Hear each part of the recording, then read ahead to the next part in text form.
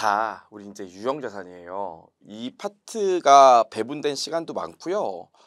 문제도 굉장히 많이 나오죠. 옛날에도 아주 간단한 내용들만 많이 나왔는데 요즘에는 뭐 복잡한 내용들도 많이 나오고 하기 때문에 열심히 하셔야 되고 난이도가 좀 많이 올라갔습니다. 옛날에는 뭐 계산도 아주 간단했는데 요즘은 어려워요. 이 부분을 해볼 거고요. 우리 앞으로 이 자산 쪽을 잠깐 배울 때는 이 순서로 배울 거예요. 정의를 먼저 공부하고요. 그 다음에 정의만 충족한다고 재무제표에 기재되는 건 아니거든요. 인식을 해야 돼요. 인식이 뭐냐면 재무상태표와 손익계산서에 기재할 수 있는 거예요. 인식을 해야 되는데 인식하려면 조건이 이 인식 기준을 만족해야 돼요. 인식 기준. 정의를 충족한다고 무조건 장부에 기록하는 건 아니거든요. 정의를 만족하고 인식 기준을 충족해야 재무상태표와 손익계산서에 기재할 수 있어요. 근데 기재만 하면 뭐합니까? 금액을 써 넣어야지. 그래서 금액을 써 넣는 걸 뭐라고 하냐면 측정이라고 해요. 측정. 화폐 단위로 기록하는 거, 다른 말로 금액을 써 넣는 거를 측정이라고 합니다. 측정이요.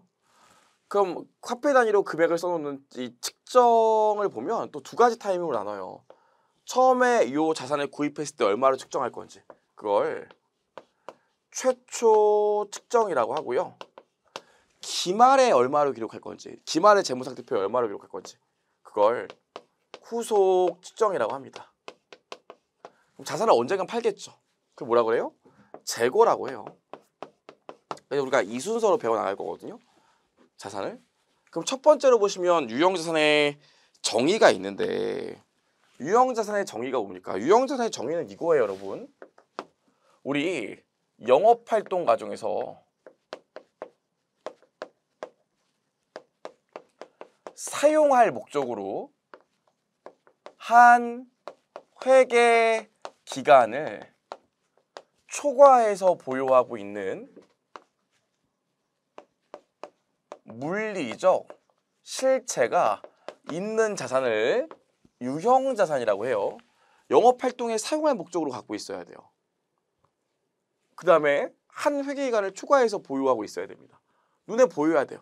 만약에 영업활동에 사용할 목적이 아니라 판매할 목적으로 갖고 있다면 재고자산이 될 거예요. 한 회계기간을 초과해서 보유하고 있지 않는다면 재고자산으로 처리하든지 그냥 비용으로 처리할 거예요. 물리적 실체가 없다면 무형자산으로 처리할 겁니다. 이게 유형자산의 정의예요. 그래서 교재 보시면 정의가 나와 있는데 정의까지만 기억하시면 되고 뭐 투자부동산으로 분류한다 이런 것들은 모르셔도 돼요. 특히나 일반 기업 회계 기준엔 투자부동산이라는 개정이 없어요. IFRS에서만 투자부동산이라는 개정이 있지. 그래서 이런 게 있구나 하고 넘어가시면 되고요. 제가 끊어놨으니까 보시면 될 것 같고 그 인식이 나와 있는데 여러분 그 인식 기준이요. 일반 기업 회계 기준에서 인식 기준 유형자산의 정의를 충족했다고 유형자산으로 다 기록하는 게 아니라 이 인식 기준을 만족해야 유형자산으로 기록할 수 있는데 첫 번째로 경제적 효익의 유입 가능성이 매우 높아야 돼요. 이것도 또 IFRS 배우신 분은 야, 너 잘못 가리키는 거 아니야? 매우 높음이 아니라 높음이야 이러시는 분이 있을 텐데 IFRS는 미래 경제적 효익의 유입 가능성이 높음이거든요. 미래에 돈을 벌 수 있는 가능성이 높기만 하면 돼. 하지만 일반 기업 회계 기준은 높음이 아니라 매우 높음입니다. 좀 기억해 주셔야 돼요. 매우 높음. 매우 높음. 그 다음에 아셔야 될 게 원가를 신뢰성 있게 측정할 수 있어야 돼요.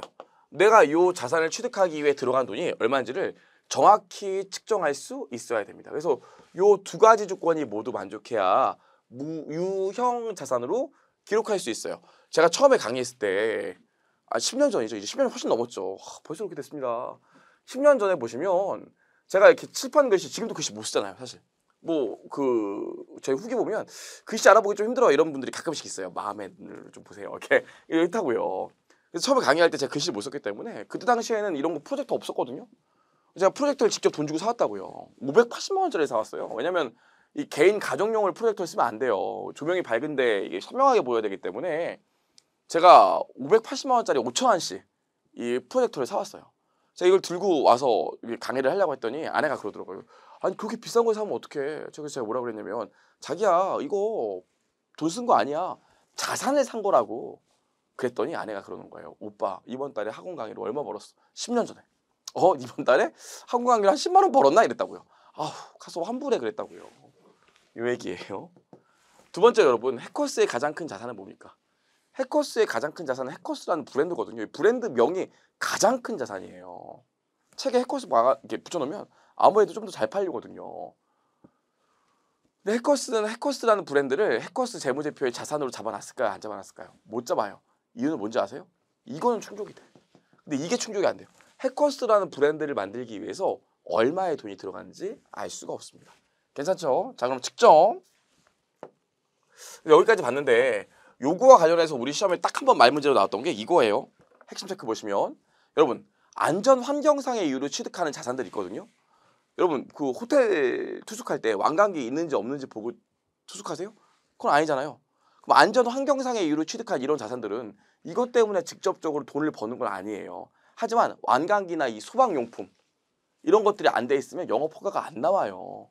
그럼 안전 환경상의 이유로 취득한 유형 자산들은 직접적으로는 미래 경제적 효익을 얻을 수 없지만 간접적으로 미래 경제적 효익을 창출할 수 있기 때문에 여전히 자산, 유형 자산으로 봅니다. 인식 기준을 충족한 거 봐요. 그래서 우리 오답 유형으로 안전 환경상의 이유로 취득한 자산들은 직접적으로 경제적 효익을 누리지 못하기 때문에 자산으로 인식하지 않는다 그러는데 틀린 얘기가 됩니다. 간접적으로 유입되기 때문에 자산의 인식 요건을 충족한 걸로 봐요. 좋아요. 우리 이거 받고 이거 봤습니다. 그럼 세 번째로 측정을 봐야 되는데 최초 측정 먼저 볼 거예요. 최초 측정. 우리 유형 자산은 처음에 재무제표에 기재할 때 어떤 금액으로 측정할까요? 원가로 측정해요. 원가. 원가 뭐가라고 그랬죠? 제가? 낸 돈이라고 그랬죠? 그래서 내가 유형 자산을 취득하기 위해 돈을 줬거나 내가 갖고 있는 자산을 줬거나 아니면 부채를 부담하고 유형 자산을 취득하는 경우가 있는데 이때 기록되는 금액은 유형 자산 자체의 공정가치가 아니라 원가. 내가 제공한 대가에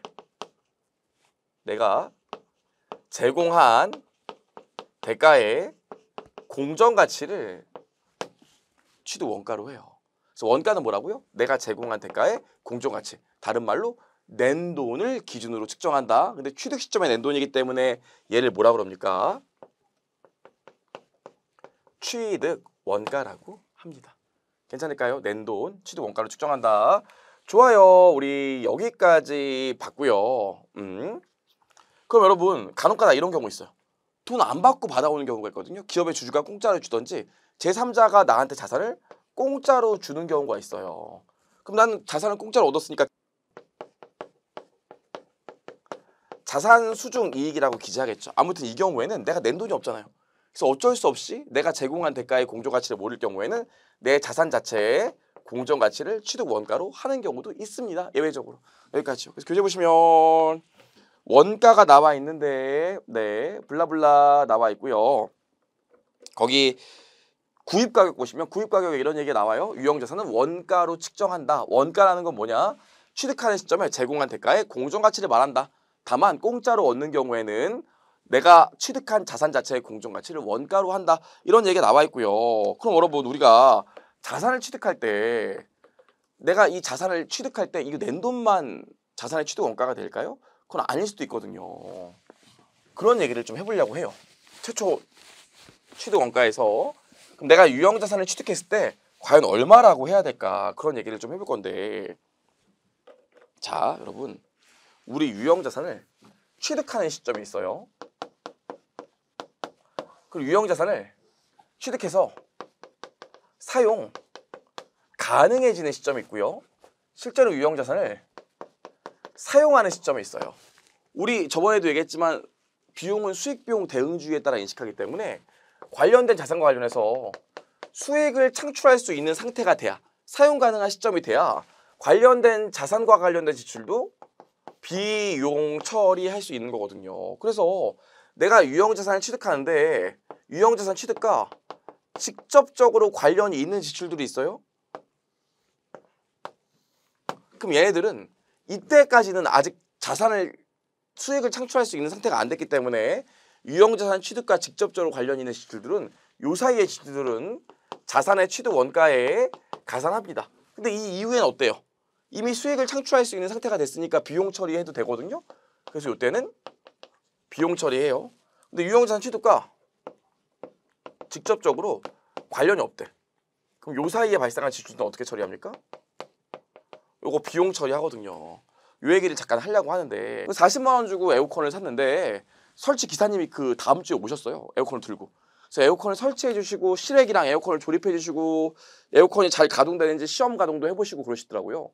그러더니 저한테 40만 원 달라고 그러더라고요. 그래서 제가 뭐라고 했냐면 40만 원 냈어요 기사님 그랬어요. 그랬더니 기사님이 에어컨 가격으로 40만 원 내셨구나. 빨리 40만 원 주세요 그러더라고요. 알고 봤더니 에어컨 기계값이랑 설치하고 조립하는 데 들어가는 돈이 비슷해요. 그럼 에어컨을 설치하고 조립해야지 에어컨을 사용할 거 아닙니까? 제가 그래서 40만 원을 기사님한테 또 돈을 뽑아서 드렸다고요. 그럼 봐봐요 여러분. 저 아내한테 에어컨 살 때 얼마 들었다고 그래야 돼요? 기계값 40만 원이지만 설치하고 조립하는데도 40만 원 들었기 때문에 에어컨 80만 원 주고 샀다고 얘기해야 돼요. 그게 요 얘기거든요. 그래서 보시면 지금 그림이 나와 있고요. 요구와 관련된 지출이 다음 페이지에 나와 있어요. 요구와 관련된 게 보시면 경영진의 위도하는 방식으로 자산을 사용할 수 있는 장소와 상태에 이르게 하는 직접 원가. 여기 뭐가 있냐면 여기 보시면 이 유형자산을 사는데 종업원이 그 일만 했대. 그럼 그 종업원의 금여도 유형자산의 취득 원가에 들어가고요. 수수료, 땅을 사는데 간평사 수수료, 건물 사는데 부동산 중개인 수수료 들였대. 유형자산 취득 원가에 들어가야 되고요. 조립, 설치, 시험 가동 보이시죠? 이런 것들은 다 취득 원가에 들어갑니다. 그럼 여러분 이런 경우 있어요. 운송비도 당연히 들어갈 거고요. 그래서 이 노란색은 좀 외워주셔야 되고요. 요거 보시면 되는데 자 만약에 기계장치를 하나 구입해갖고요. 기계장치가 잘 돌아가는지 돌려봤대. 그랬더니 제품들이 나왔다는 거예요. 시험 과정에서 잘 돌아가는지 시험 과정에서 제품이 나왔다는 거예요. 그런 걸 뭐라고 그래요? 시제품이라고 합니다. 그럼 이 시제품도 어떻게 해? 이 시제품도 처분한다고요. 그럼 이 시제품의 매각 수익 같은 경우에는 유형자산의 취득 원가에서 차감해요. 왜냐면 이 시험 가동하는데 한 10억 들었대. 근데 시험 과정에서 시제품이 나와서 그걸 팔았더니 1억 회수했대. 그럼 실제로 9억만 쓴 거 아닙니까? 그래서 일반 기업 회계기준은 시제품의 매각 금액을 취득 원가에서 차감하는데 IFRS는 얼마 전에 개정이 돼가지고요.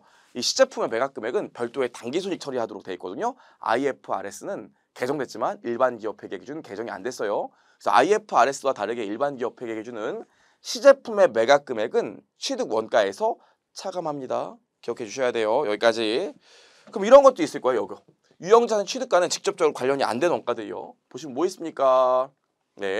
새로운 시설을 개설하는 데 소요되는 원가와 새로운 지역 또는 고객층을 대상으로 영업하는 데 소요되는 원가들이 있는데 예를 들어서 직원 교육 훈련비 얘네들은 유형자산의 취득 원가에 들어가지 않고 비용 처리합니다. 꼭 좀 기억해 주셔야 돼요. 직원 교육 훈련비는 절대로 취득 원가에 들어가지 않아요. 다만 개설이 뭐냐고 물어보는 분도 있는데 놀이공원에서 새로운 어트랙션을 하나 샀대요.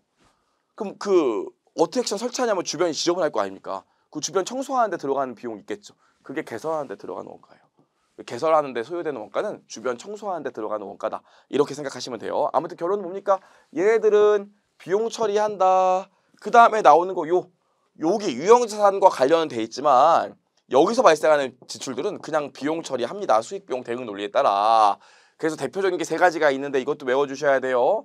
완전 조업도에 미치지 못한대. 내가 이 유형자산 하면 한 달에 100개씩 만들 줄 알았는데 아직 가동이 서툴러서 20개밖에 못 만들었대.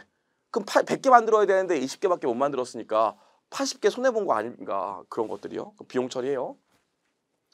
그래서 두 번째로 내가 이게 유형자산 만들다 보니까 아직 익숙치가 않아서 자꾸 이렇게 고장난대. 고치는 데 들어가는 수리비 있겠죠. 비용 처리예요. 초기 가동 손실. 세 번째로 부산 공장에 설치해놨는데 이걸 뜯어서 경기도 공장으로 옮긴대. 그런 것들을 재배치 원가라고 하는데 얘네 세 개는 비용 처리합니다. 이거 암기해 주셔야 돼요. 좋아요. 여기까지요. 나머지는 뒤에서 또 얘기할 거기 때문에 지금 안 보셔도 될 것 같고요. 그냥 읽어보시면 될 것 같아요. 코멘트나 핵심 체크는 여러분 읽어보시면 될 것 같고요. 예제를 보시면 취득 원가에 들어가는 것들을 물어봤는데 나머지는 여러분 읽어보시면 충분히 해결하실 수 있을 거예요. 보시면 구입가격 당연히 들어가야 되고요. 매입 할인, 재고자산이랑 똑같아요. 차감해 주셔야 되고요. 설치 남았는데 더해 주셔야 되고요. 시험 남았네 더해 주셔야 되고요. 시험 가동에서 발생한 시제품의 순매각 금액은 차감해 주셔야 되고요. 소개하는 데 들어간 비용, 그냥 비용 처리해야 되고요. 직원 교육 훈련비, 비용 처리해야 되고요. 기계 장치를 구입하기 위해 직접적으로 들어간 종업원 금연은 취득 원가에 가산돼야 됩니다. 좋아요. 여기까지요. 우리 여기까지 정리를 좀 해봤고요. 여기까지 해서 유형자산의 취득 원가에 대한 일반적인 얘기를 받고 우리 유형자산의 구매 형태에 따라서 취득 원가가 또 달라지는 경우가 있거든요. 그런 경우를 몇 가지 봐야 되는데 첫 번째로 나오는 게 일괄구입입니다. 여러분 기본적으로 건물을 산다고 하시면 여러분은 건물만 산다고 생각하는데 사실 건물이 밟고 있는 부수토지 땅도 사는 거거든요. 그래서 건물을 사면 사실 건물만 사는 게 아니라 건물 플러스 토지를 사는 거예요. 괜찮을까요? 그래서 이렇게 건물과 토지를 같이 사는 걸 뭐라고 그래요? 일괄구입이라고 합니다. 그럼 일괄구입이 있으면 여러분들 두 가지 종류로 나눠주셔야 돼. 사용해서 남의 건물을 취득하는 경우가 있고요. 내 건물을 보유 중인 경우가 있어요. 그럼 이걸 또 두 개로 나누는데 남의 건물을 취득한 경우엔 계속 사용하는 경우가 있고요. 남의 건물을 취득하고 나서 철거한 다음에 신축하는 경우가 있어요. 건물 이렇게 목은 되게 위치는 좋은데 건물이 되게 낡았어. 이걸 사서 뽀개고 신축하는 경우가 있다고요. 이 두 가지 경우가 있어요. 일단 이 경우에는 남의 건물을 사서 계속 사용한대. 그럼 회계 처리가 어떻게 되겠어요? 돈 주고 건물이랑 토지를 계속 사용하니까 건물도 기록되고 토지도 이렇게 기록되겠죠. 괜찮을까요? 그럼 이 경우에는 회계 처리 어떻게 해야 될까요? 건물만 따로 사면 공정가치가 5억이고요. 토지만 따로 사면 공정가치가 5억인데 이걸 12억 주고 샀다는 거예요. 그럼 이 경우에는 회계 처리 어떻게 하겠어요? 현금 12억이 나가면서 건물과 토지에 안분해야겠죠. 어떻게 안분하는 게 제일 나이스하겠습니까? 토지와 건물을 따로따로 샀을 때 가격 공정가치 기준으로 안분하는 게 제일 좋겠죠. 이렇게. 그래서 우리 교재 보시면 일괄구입 나와 있는데 여기 표 보시면 취득 후 계속 사용한대. 그럼 공정가치 비율로 안분한다는 게 요 얘기입니다. 이게 제일 잘 나오는데 취득하고 나서 건물을 뽀개고요. 신축한대요. 그럼 이게 건물이 탐나서 산 거예요. 12억 주고 샀으면 건물이 탐나서 산 거예요. 땅이 탐나서 산 거예요. 땅이 탐나서 산 거기 때문에 땅을 평평하게 만드는 데까지 들어간 돈은 다 토지의 취득 원가에 넣어버립니다. 그래서 보시면 토지 일괄구입 가격 요거 12억 다 토지의 취득 원가에 들어가요. 구 건물을 철거하는 데 들어간 돈도 토지의 취득 원가에 들어가요. 건물 철거하다 보면 뭐가 나와요? 폐자재 나오겠죠. 그럼 폐자재는 고물상이 가져갈 수 있잖아요. 그럼 폐자재를 매각해서 들어온 수익은 토지의 취득 원가에서 차감합니다. 그 다음 뭐가 있어요? 토지 정지 비용이 있어요. 땅을 평평하게 만드는 거. 이것까지는 다 토지에 들어가고요. 신축 건물은 어떻게 돼? 신축 건물을 취득하는 데 들어간 돈만 건물의 취득 원가에 들어갑니다. 여기까지요. 그래서 밑에 같이 보시면 토지의 취득 원가 나와 있는데 여러분 토지 취득할 때 재산 취득세 내거든요. 당연히 이건 토지의 취득 원가에 들어가는 게 맞아요. 근데 재산세가 있어요, 여러분. 재산세. 재산세는 내가 이걸 갖고 있기 때문에 매 기말 매 회계 연도에 내는 세금이기 때문에 취득세는 취득 원가에 들어가지만 재산세는 절대로 취득 원가에 들어가지 않아요. 보시면 되고 이건 나중에 볼 거고요. 우리 배수, 조경, 배수로, 조경 이런 것도 있어요. 담벼락 이런 것들도 내가 건물을 지면서 배수로랑 조경을 잘 해놨대. 그랬더니 구청이나 시청에서 와서 배수로랑 조경 잘 해놓으셨네요. 이제 내가 관리할 테니까 넌 가봐 이런 경우가 있어요. 그럼 더 이상 돈이 안 들어가겠지. 국가가 유지 보수하니까. 그런 경우엔 토지로 봅니다. 그래서 내용의 수가 영구적이거나 국가가 유지 관리하는 진입도로, 배수로, 조경 같은 경우엔 토지로 봐. 근데 내가 계속 관리해 줘야 된대. 그런 경우에는 토지로 보는 게 아니라 건물로 보는 게 아니라 구축물이라는 개정으로 봅니다. 중요하진 않지만 좀 기억해 주시고요. 이런 경우 있어요, 여러분. 토지를 취득한 다음에 허가가 나서 건물을 줘야 되는데 허가가 안 난대. 그럼 빈 땅 놀릴 수는 없잖아요. 그럼 주차장을 하거나 포장마차 임대해주고 이럴 수 있거든요. 그럼 토지에서 일시 운용 수익이 발생하겠지. 그럼 토지의 일시 운용 수익은 어떻게 처리할까요? 토지의 취득 원가에서 차감해? 그럼 진짜 화가 나지 않을까요? 허가가 안 나서 지금 어쩔 수 없이 주차장 하는데 그걸 토지의 장부금액에서 차감해? 너무 짜증나겠죠? 그래서 토지의 일시 운영 수익은 당기 손익 처리예요. 여기까지만 좀 기억해 주시면 좋을 것 같고요. 좋아, 다 맞습니다. 근데 여기 토지 굴착 비용이 있는데 여러분, 토지의 정지 비용은 땅을 평평히 만드는 거지만 토지의 굴착 비용은 땅을 파는 거죠. 땅을 왜 팔까요? 건물 지려다 보면 기반 다지느냐고 땅 파거든요.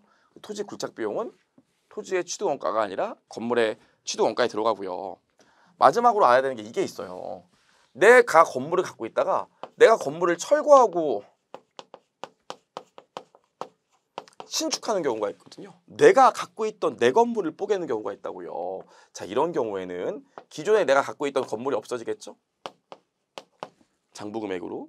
그리고 어떻게 될까요? 그리고 건물 철거하면서 현금도 좀 나가겠죠? 이렇게 해서 여기 뭐가 옵니까? 여기 현금이 나갈 건데 이 나간 돈 어떻게 처리할까요? 얘랑 틀려요. 얘는 철거하는 금액들은 다 토지의 취득 원가에 넣는다면서요. 이유가 뭐예요? 아직 건물이 완공이 안 됐기 때문에 수익 창출을 못하기 때문에 그래요. 근데 얘는 어때요? 얘는 내가 건물을 보유하고 있기 때문에 수익을 창출할 수 있었는데 그냥 뽀갠 거 아닙니까? 그래서 이미 수익이 나오고 있는 상태였기 때문에 기존에 내가 보유하고 있던 건물을 뽀개는 경우엔 우리 비용 처리예요. 요거 진짜 말 문제 많이 나왔어요. 내가 보유하고 있던 건물을 뽀개는 경우에는 어떻게 한다고요? 비용 처리합니다. 비용 처리. 취득 원가에 가산하지 않아요. 좋아요. 여기까지 해서 우리 봤고요. 네 번째로 보면 현물 출자가 있는데 요건 여러분 자본 가서 할 겁니다. 이건 뭐냐면 건물을 받았다는 거야. 근데 돈을 준 게 아니라 우리 회사 주식을 발행해 주는 경우가 있어요. 이런 경우에는 주식의 발행 금액을 건물의 공정가치로 결정합니다. 당연히 우리 회사의 주식을 발행해 주는 것보다 받아온 건물의 공정가치가 더 명확할 테니까요. 근데 이건 뒤에서 자본 가서 얘기 또 할 거기 때문에 일단은 자본이라고만 좀 써주시고 가볍게 읽어보시고 넘어가시면 돼요. 자본 가서 또 할 겁니다. 여기까지 하고 교환 취득이 있는데 이 교환 취득은 뒤에 우리 확인 문제에서 문제랑 같이 정리할 겁니다. 뭐 내용이 간단하기 때문에 문제랑 같이 정리하는 게 좋아요. 그래서 이번 시간에는 교환은 지금 얘기 안 할 거고요. 뒤에서 문제 풀 때 그때 같이 정리하도록 하겠습니다. 그래서 이번 강은 여기까지 할 거고요. 다음 시간에 감가상각이 굉장히 중요해요. 감가상각이. 그래서 감가상각부터 정리를 해보도록 하겠습니다.